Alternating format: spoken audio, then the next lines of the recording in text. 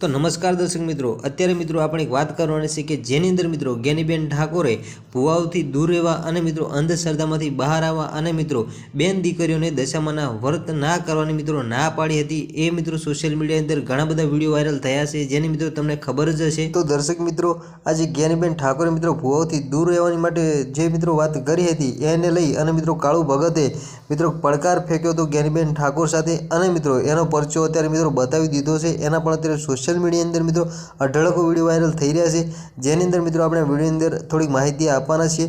તો દર્શક મિત્રો, તમે આપણી ચેનલ પર પહેલી વાર અને નવા આવશો તો દર્શક મિત્રો એકલો ગુજરાતી ચેનલને એક લાઇક, શેર અને સબસ્ક્રાઇબ કરતા જજો, જેથી કરી બીજા પણ વિડીયો મળતા રહે તમને સૌથી પહેલાં। તો દર્શક મિત્રો, તમને ખબર છે કે મિત્રો જ્ઞાનીબેન ઠાકોર એવું કહેતા હતા કે બેન દીકરીઓએ દશામાના વ્રત કરવા નહીં અને મિત્રો દશામાં કોઈને દુઃખ આપતા નથી અને દશામાં જેને દુઃખ આપતા હોય એ દશામાં તમે મને આપી દેજો તો હું ગાડીમાં લઈને ફરીશ અને દશામાં મને દુઃખ આપશે, એવું મિત્રો જ્ઞાનીબેન ઠાકોરે મિત્રો આજે જે મિત્રો એક વિધાનસભા મિત્રો જે યોજી હતી, જે બેઠક યોજી હતી એની અંદર મિત્રો જ્ઞાનીબેન ઠાકોર મિત્રો એવું બોલ્યા હતા, જેના પણ સોશિયલ મીડિયાની અંદર મિત્રો ઘણા બધા વિડીયો વાયરલ થયા હતા અને અત્યારે મિત્રો જ્ઞાનીબેન ઠાકોરનો ઘણો બધા લોકોએ મિત્રો વિરોધ પણ કર્યો છે।